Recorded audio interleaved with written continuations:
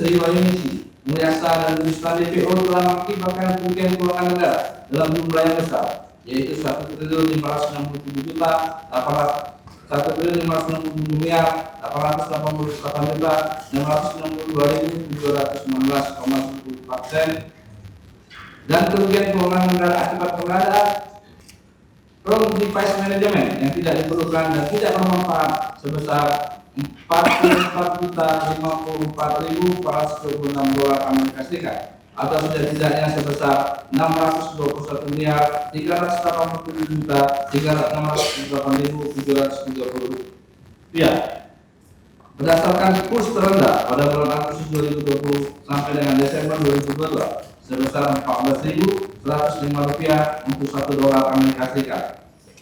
4.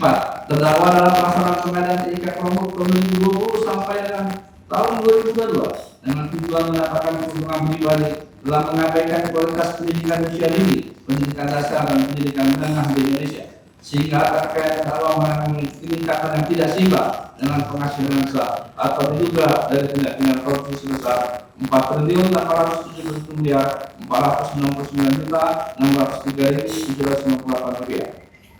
5. Terdakwa berbelit dalam proses persidangan. Hal-hal yang meringankan terdakwa belum pernah dihukum. Berdasarkan gelar dimaksud, kami selaku jasa penuntut umum dalam perkara ini dengan memperhatikan ketentuan undang-undang yang bersangkutan menuntut supaya majelis hakim pengadilan tindak pidana korupsi pada Pengadilan Negeri Jakarta Pusat yang memeriksa dan mengadili perkara tindak pidana korupsi atas nama terdakwa Nadiem Anwar Makarim memutuskan: 1. Menyatakan terdakwa Nadiem Anwar Makarim telah terbukti secara sah dan meyakinkan bersalah melakukan tindak pidana korupsi yang dilakukan secara bersama-sama sebagaimana diatur dan diancam pidana dalam pasal 603 Undang-Undang Nomor 1 Tahun 2023 tentang pidana, junto pasal 18 Undang-Undang Nomor 31 Tahun 1969 tentang pemberantasan tindak pidana korupsi, junto Undang-Undang Nomor 20 Tahun 2001 tentang perubahan Undang-Undang Nomor 31 Tahun 1999 tentang pemberantasan tindak pidana korupsi, junto pasal 20 huruf C Undang-Undang Nomor 1 Tahun 2003 tentang pidana. 2.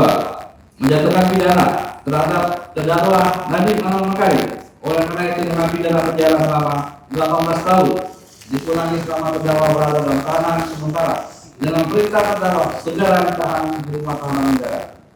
3. Menjatuhkan pidana terhadap terdakwa Nadiem Anwar Makarim sejumlah $1 miliar yang wajib dibayar dalam jangka waktu 1 bulan setelah putusan pengadilan berkekuatan hukum tetap dengan ketentuan apabila denda tidak dibayar dalam jangka waktu 1 bulan setelah putusan penentu tetap, maka kekayaan atau pendapatan terdakwa dapat siksa dan lelang pada jaksa untuk melunasi pidana denda yang tidak dibayar tersebut.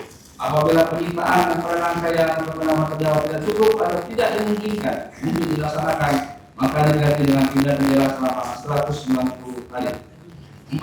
Menjatuhkan pidana tambahan kepada terdakwa Nadiem Anwar Makarim untuk membayar uang pengantin sebesar $809.556.125.000 dan $4.869.603.758 yang merupakan harta kekayaan terdakwa yang tidak seimbang dengan penghasilan yang sah atau diduga dari tindak pidana korupsi dengan ketentuan jika terdakwa tidak membayar uang pengganti dalam waktu 1 bulan setelah putusan pengadilan hukum tetap, maka harta benda terdakwa dapat disita oleh jaksa dan dilelang untuk menutupi uang pengganti tersebut. Dalam hal terdakwa tidak mempunyai harta benda yang mencukupi untuk membayar uang pengganti, maka diganti dengan pidana penjara selama 9 tahun. Menyatakan barang bukti sebagaimana terlampir dalam surat tuntutan ini, termasuk status barang bukti, tidak kami bacakan, dapat dibacakan. Lalu memohonkan kepada terdakwa untuk membayar biaya perkara sebesar $10.000. Majelis hakim yang mulia, tim penasihat hukum serta penghuni sidang yang kami hormati, demikian tindak pidana ini kami bacakan dan kami serahkan dalam sidang kali ini Rabu tanggal 13 Mei 2006. Semoga Tuhan Yang Maha Esa memberikan kekuatan racun dan kekuatan iman kepada majelis hakim tingkatan tindak pidana korupsi pada Pengadilan Negeri Jakarta Pusat dalam perkara ini, memakan di penuntut umum.